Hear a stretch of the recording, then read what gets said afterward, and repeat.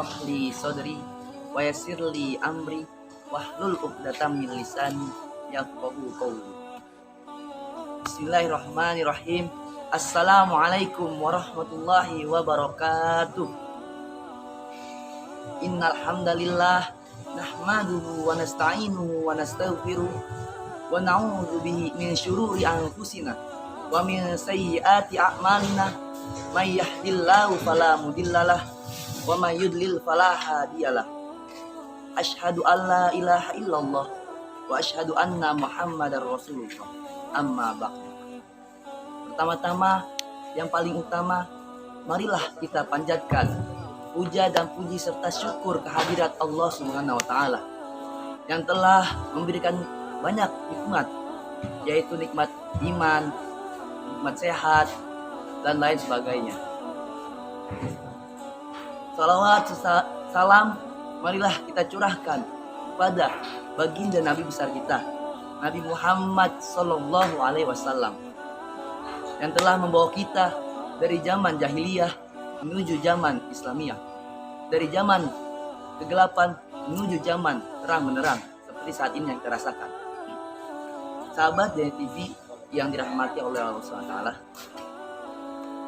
sudah menjadi tabiat manusia. Terkadang semangat manusia itu naik dan terkadang semangat manusia itu turun. Oleh karena itu dibutuhkan istiqomahan dalam berbuat, bertindak, dan beraktivitas. Dalam etimologi bahasa, istiqomah artinya tengah-tengah. Yang dimaksud tengah-tengah adalah tidak terlalu cepat, tidak terlalu lambat. Bagaikan kendaraan motor, ketika dalam kondisi terlalu kencang, maka kita harus mengeremnya. Bila terlalu lambat, maka kita harus menambah gas agar lebih cepat melaju. Istiqomah juga berarti konsisten, yang artinya bergerak tetap. Dalam menjalankan istiqomah, banyak godaan berat yang menjadi kendala utama, baik dari belakang, depan, kanan, kiri, baik berupa godaan setan, manusia, maupun dari hawa nafsu yang timbul dari diri kita sendiri. Secara hukum terminologi, istiqomah artinya menepati jalan yang benar dengan melakukan perintah Allah Subhanahu wa taala dan menjauhi larangannya. Artinya berpegang teguh dengan kebenaran dan selalu sesuai dengan jalan apa yang telah ditentukan. Seorang yang melakukan kebaikan yang berskala kecil secara terus-menerus lebih disukai oleh Allah Subhanahu wa taala dibandingkan seorang yang melakukan kebaikan yang berskala besar tapi cuma sekali. Dalam hadis Rasulullah SAW bersabda,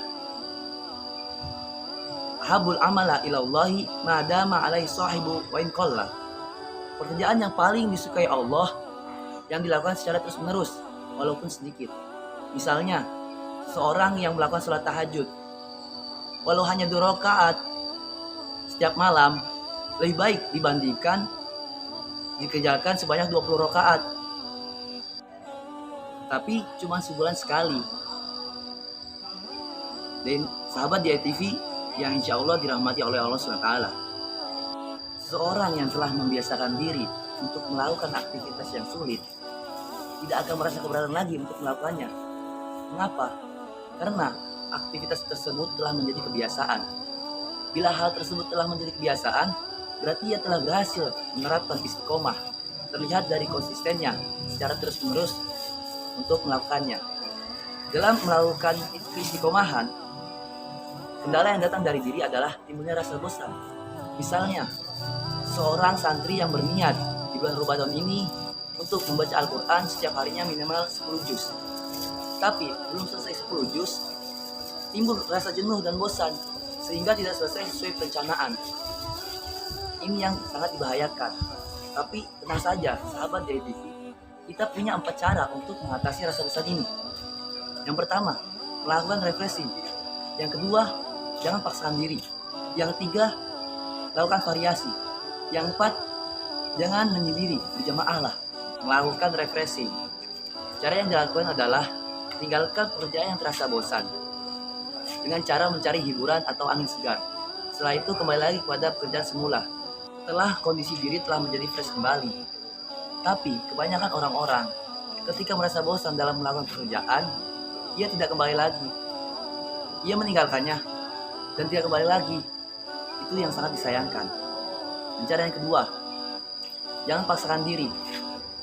Memaksakan kehendak merupakan hal yang tidak baik.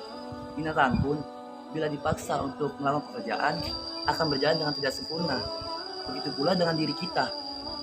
Oleh karena itu, bila rasa jenuh telah menghinggapi, maka beristirahatlah atau mencari alternatif positif yang tidak menyebabkan membosankan. Dengan cara misalnya mengerjakan yang mudah-mudah dulu, kemudian yang sulit.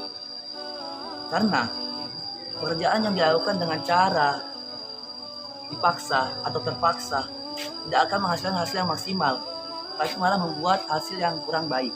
Cara yang ketiga, lakukan variasi. Bila hanya belajar dilakukan dengan satu cara, maka rasa jenuh dan bosan akan cepat datang, sehingga mengakibatkan rasa malas. Oleh karena itu dibutuhkan variasi lain, seperti tanya jawab dengan teman lain, atau dengan cara menulis ringkasan, atau dengan berdiskusi, dan lain sebagainya. Rasa bosan juga dapat dihindarkan dengan melakukan variasi berupa hiburan. Misalnya, pindah dari satu tempat ke tempat lain. Bila merasa jenuh belajar di kamar, maka dapat pindah tempat ke tempat yang lebih nyaman, tenang, seperti di taman atau di masjid dan lain sebagainya. Variasi yang dilakukan dapat pula berupa humor atau sedikit canda yang membuat kita tersenyum, sehingga rasa semangat yang tadinya pudar akan timbul kembali dan pekerjaan pun akan terselesaikan dengan baik. Cara yang keempat, jangan menyendiri, berjamaahlah. Rasa bosan juga dapat dihindari dengan melakukan pekerjaan secara berjamaah atau tim. Mengapa?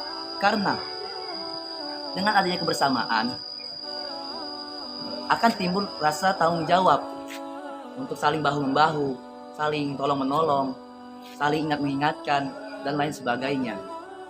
Sehingga pekerjaan yang terasa sulit dikerjakan, diselesaikan secara individu akan merasa mudah dan ringan. Dan bila terasa membosankan, maka dengan kebersamaan akan timbul rasa keceriaan dan semangat prima. Dalam Al-Quran, Allah Subhanahu wa Ta'ala berfirman, A'udzubillahi minasyaitonirrajim, Bismillahirrahmanirrahim.